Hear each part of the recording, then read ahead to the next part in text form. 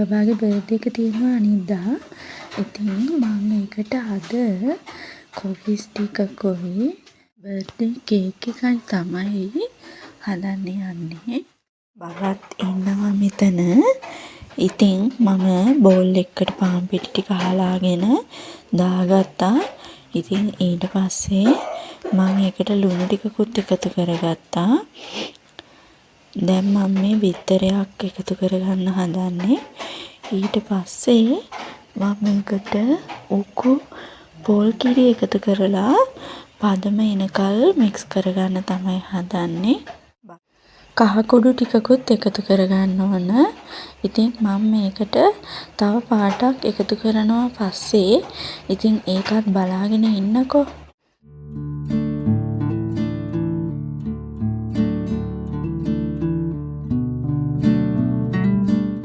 දැන් බැටර් එක හරි. දැන් තාච්චියක් ලිපේ තියලා ඒකට තෙල් එකතු කරගත්තා. මම මේකටම කොකිස් අච්චුවක් දානවා. එතකොට කොකිස් අච්චුවේ තියෙන වතුර ටිකත් අර තෙල් එක රත් වෙද්දිම අයින් වෙනවා. ඒ විතරක් නෙවෙයි ඒකත් පදම් වෙනවා. ඉතින් ඊට පස්සේ කොකිස් ටික හදාගන්න තමයි තියෙන්නේ.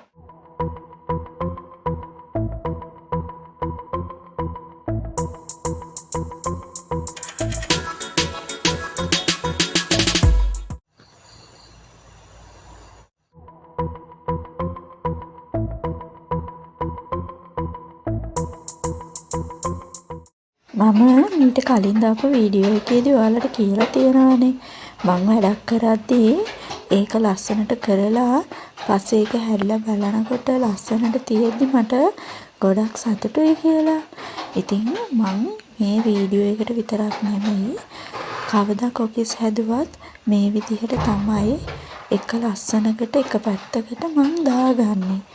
ඉතින් දැන් මම මේක කහ පාට වෙනුවට නිල් පාට කලරින් ටිකක් එකතු කරා. ඉතින් ඒකත් මම මේකට දාලා හදන්න බැලුවේ. හැබැයි ගොඩක් කර වෙන්නේ නැතුව ගන්න ඕන. මම ඒකෙන් පොඩ්ඩයි හැදුවේ. මේ ෆස්ට් ටයිම් තමයි මම මේ නිල් පාට ෆුඩ් කලරින් එකක් එකතු කරලා හදන්නේ. ඉතින් මට ඒකට එච්චරම ආස හිතුනේ නෑ. මම අර හදපු වෙනුවට ගත්තා. ඉතින් කොකිස් ටික හදලා ඉවරයි.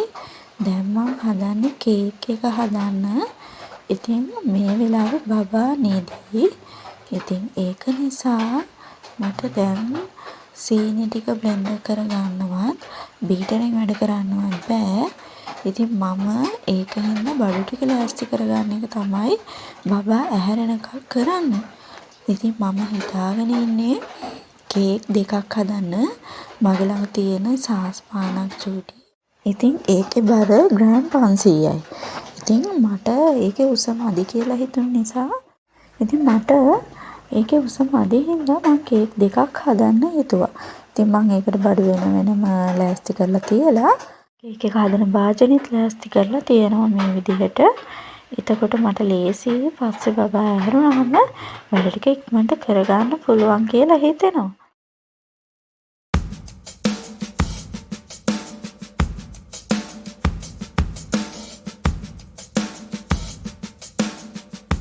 ඉතින් මට චූටි බඩගින්නකුත් ආවා. මම පාන් එක උදේ උයපු පරිප්පු තියෙනවා. ඒකත් මෙහෙම දාලා කාලා තේ එකකුත් බොනලා වැඩ පටන් ගන්න කියලා හිතුවා. ඉතින් තේ එක බොන ටිකට අපේ බබත් ඇහැරුණා. ඉතින් තේ එක තාම බිව්වේ නෑ. මම ඉක්මනටම සීනි ටික බ්ලෙන්ඩර් කරගෙන ආවා. ඊට පස්සේ දැන් මම මේ දෙකට බෙදලා ඒ අවශ්‍ය ප්‍රමාණයට කිරලා අරන් තියන්න හදන්නේ. ඉතින් ඊට පස්සේ තමයි තේ එක බොන්න ඕන. ඉතින් බබාටත් චූටි බඩගින්නක් ඇවිල්ලා. ඉතින් එයාටත් බටර් ගාලා පාන් කනවා අම්මා.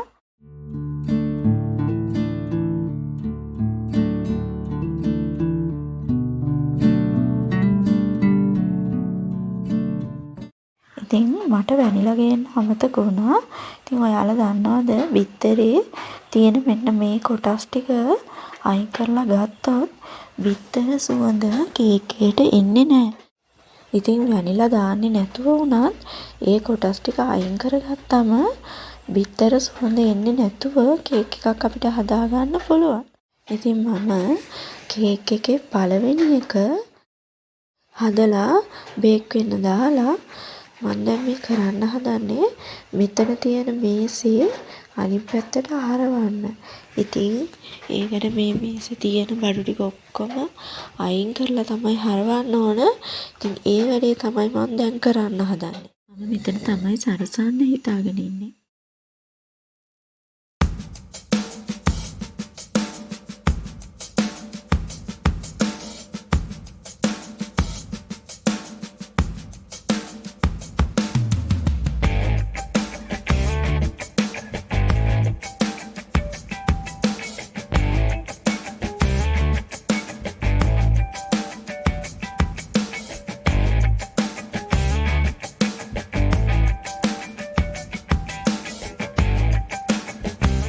ඉතින් දැන් අපේ කේක් දෙකම මම හදාගෙන ඉවරයි.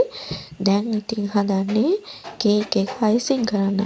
ඉතින් එන්නකො මාත් එක්ක. ඉතින් ඇත්තටම යාළුවනේ මම මේ විදිහට අයිසිං කරන ෆස්ට් ටයිම් එක නැත්තම් නිකන් ගාලා දානවා. ඉතින් අද බබාගේ බර්ත්ඩේ එකට කියලා පොඩක් ස්පෙෂල්ව කරන්න හිතුවා.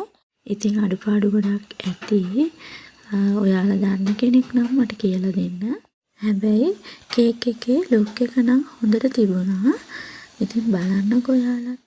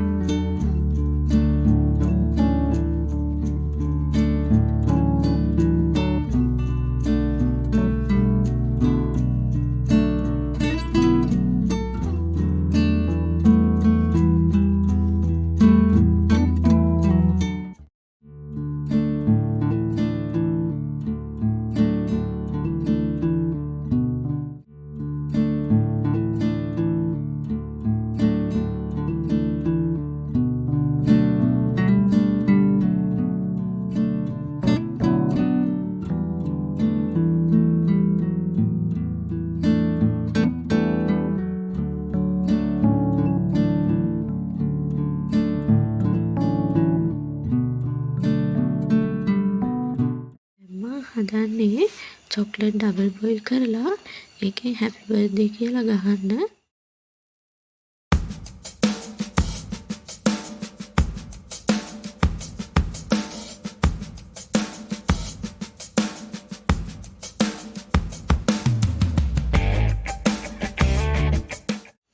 බර්ත්ඩේ එකේ ඉතුරු සෙලිබ්‍රේෂන් ටික මම ඔයාලට ඊළඟ වීඩියෝ එකෙන් ගේන්නම්.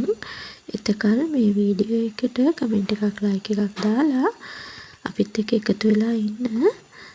තවත් අලුත් ලස්සන වීඩියෝ එකකින් ඉක්මනටම හම්බ වෙන්න ඉන්නම්. එතකල් අපිව සබ්ස්ක්‍රයිබ් කරලා අපිත් එක්ක එකතු වෙලා ඉන්න කියලා ආදරෙන් ඉල්ලනවා. ඉතින් thank you වීඩියෝ එක බලුවට.